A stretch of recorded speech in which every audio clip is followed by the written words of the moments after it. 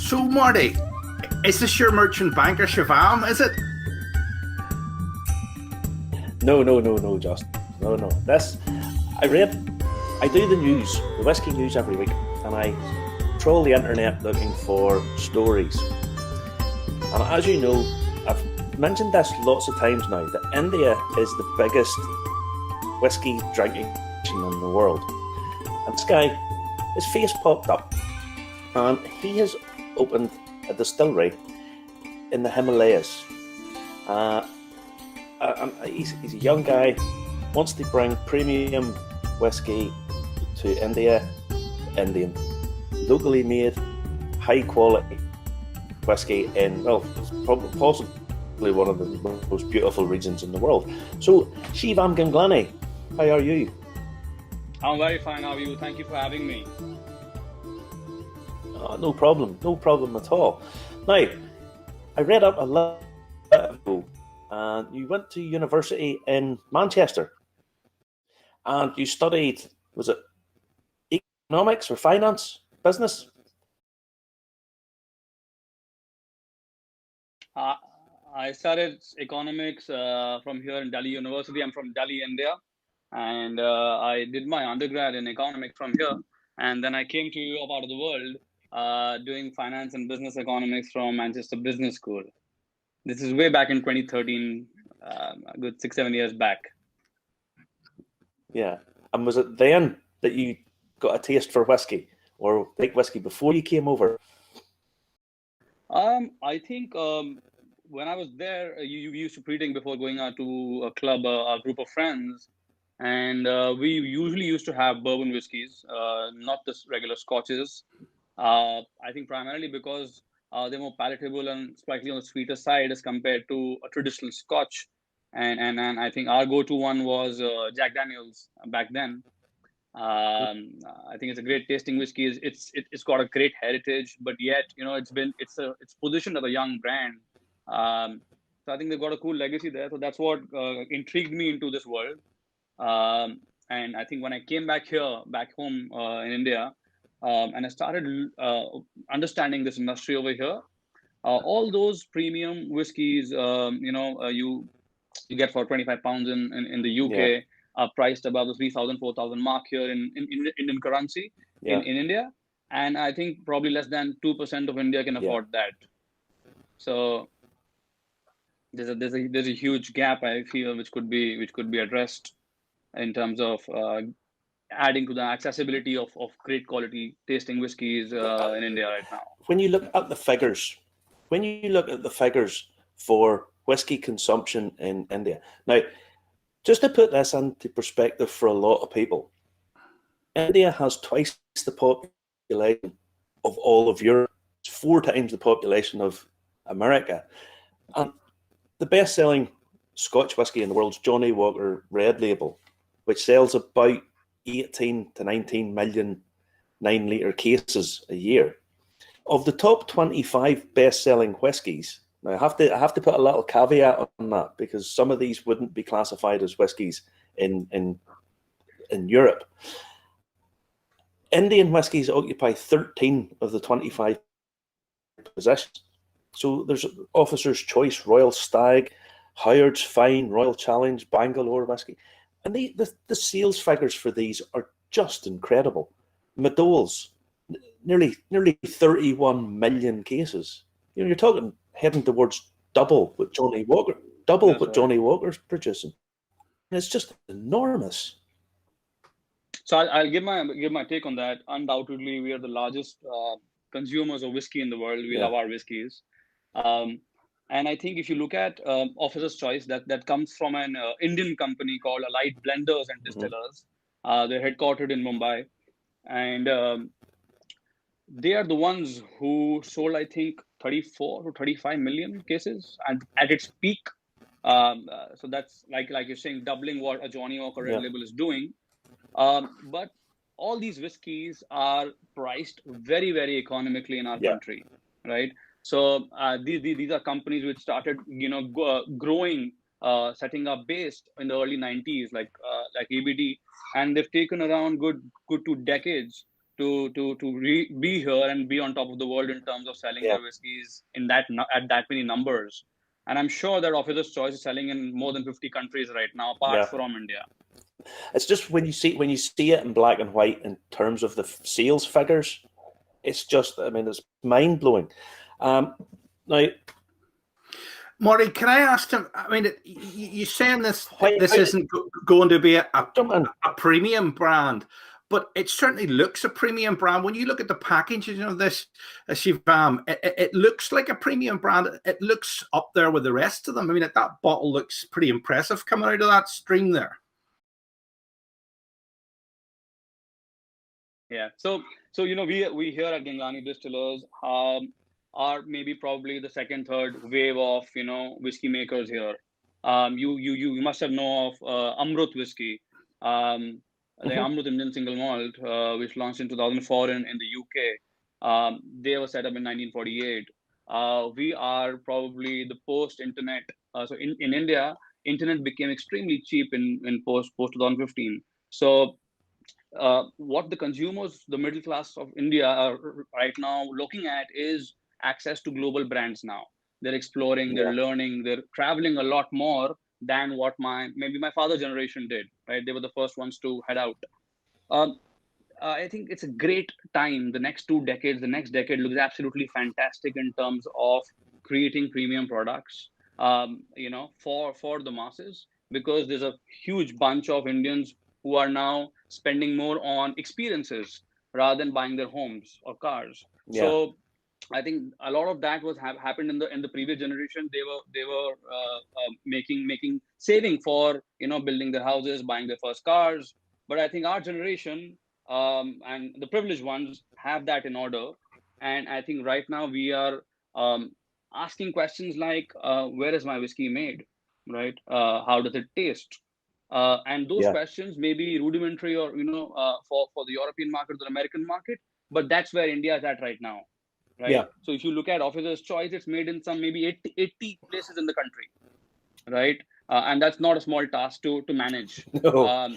They have humongous operations because India has around every state in India is literally a country. In terms of regulation, in terms of policy making, every state is a different country.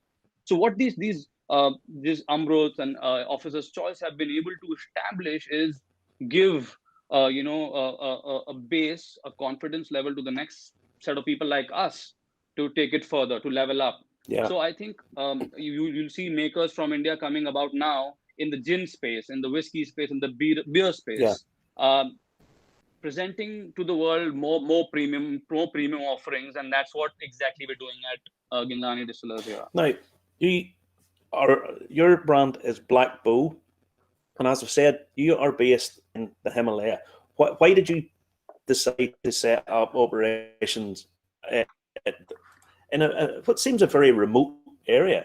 So Marty, when I came back to India, what I did was, before starting up anything, I traveled quite a lot across India.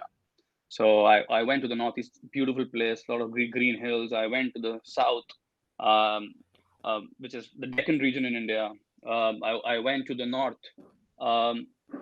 So if you look at the Himalayan region and the source of water, which is 60% of your whiskey, it's absolutely fantastic in that region. So the source of water in the Himalayan region is absolutely fantastic. The quality of water over there, and I think when I was traveling across, I couldn't find any better place for a whiskey making in terms of not only water, but in the environment conditions, the aging conditions, everything in that space is probably the best in the world. And I truly believe it's in a similar capacity how Scotland is for the whiskey world and for the world. I think the Himalayas has a lot to offer, which is, I think, not explored as yet. Well, the one thing about it is you are 6,000 feet above sea level. I'm right in that. Yeah, in terms of pressure, I mean air pressure, aging in casks. It'd be interesting to find out just how that interplay with the cask and the spirit is going to do at 6,000 feet. So Marty, I think overall India is a tropical country, and we are also very young. We're also learning quite a lot. But what figures we look at, say from Amrut, the Paul John, the single malts which have started way before us, the angel share is slightly higher in a tropical country like ours, but the aging also happens faster. Yeah. Right. That's what we're experiencing. So the internet would tell you that it's maybe double, say a 3-year or a 5-year-old whiskey is as good as a 10-year-old whiskey in Scotland. But I think that number might not be accurate, but it's for sure faster from Scotland. Another, I think, global example is called Cavalan. I think that's also in a tropical country in Taiwan, and I think they're also releasing non-age statement whiskies primarily because of the fact that if you're a 5-6-year-old whiskey and it's as good as a 8-10-year-old, I think it's a set pattern that you release a 12-year-old or 15-year-old, 18-year-old. But I think that pattern is now breaking. The world is seeing a lot of non-age statement whiskies. Kilchoman is doing it, I think, in Islay. I think Teeling is doing a phenomenal in Ireland. So I think that's what you're seeing through. You'll see through Indian whiskies as well. Yeah. Now, Irish whiskies, because we're Irish whiskey review. Do you have any Irish whiskies over there? I see whiskey behind you. Is there any of those Irish? I do. In fact, I do. I have 3 of. I have 3 of them.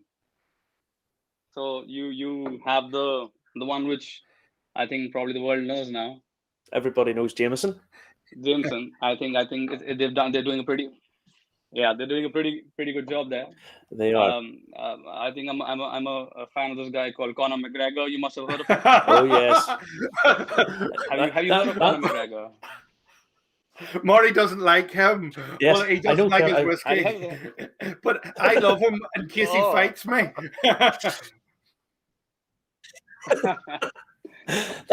Whatever he is, you might like him or not, but I think he's putting your flag up high in all across the world, I guess. So yeah, definitely. So, I think more power to the guy. So we've got although I truly feel my whiskey is better than his. But that's not big. And I'm not joking about it. We can have a bout. That's not a big task. Not a big challenge to be better. He would like, yeah. I think if you do a fight off between Proper 12 and Black Boy, I think we would you would win hands down. Now, you have a bottle of tea in there as well. Oh boy. Justin's scared in case Connor comes.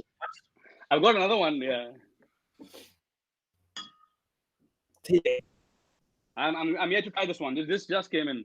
A friend bought it across. Very nice. That'll be the best of the 3 Irish you have there. That's very good. Very good. I was drinking it the other night. A bottle sitting down. Yeah. In terms of your actual production, what capacity do you have? Is it a big distillery, small distillery, craft, or are you wanting to go for volume?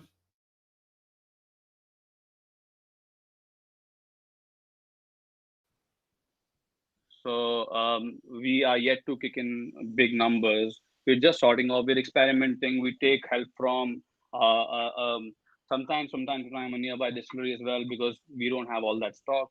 So and that's also in the Himalayas again. So for us right now, we're just stepping, making our first few steps in this world.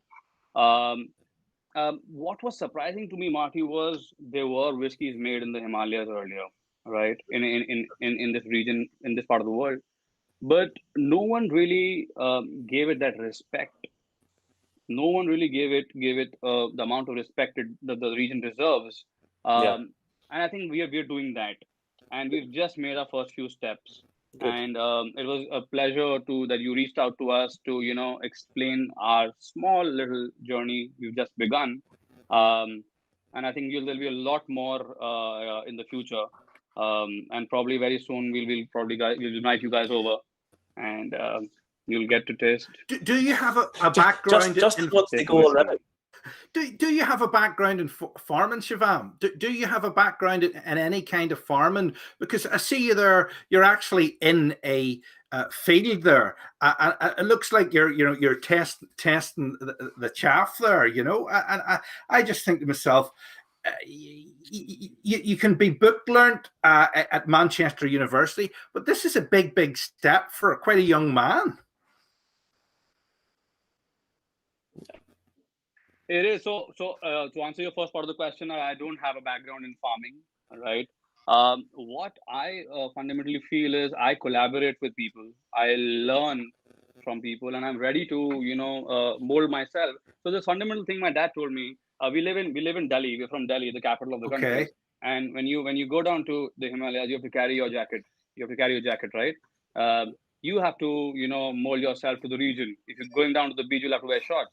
So in business as well, I have to consistently collaborate, learn from people who are at their best, and absorb it, because I don't have that much time, to get into everything myself.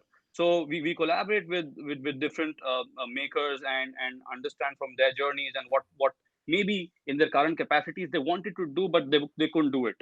So I meet certain your blenders and distillers who keep on experimenting, but their experiments don't get released, right? Sometimes. Yeah. And then the vision for me, for my whiskey is, it has to be extremely flavorful and palatable, at the price point I'm offering it in India. um, it's really smooth, and all those factors are coming from my global exposure, right? Yeah. So there's a certain way Indian whiskeys are made. I'm trying to change that, keeping in mind the next decade, keeping in mind what I would like to, go and have it in a bar. Um, uh, that mindset, because big companies in India are run by 50-year-olds, 60-year-olds, and I think they've done a phenomenal job. But going forward, you need, and that's my 2 cents. You need a fresh take, because the audiences are evolving here in India. We are a very young country. The median age of the country is 29 right now. Yeah. Right.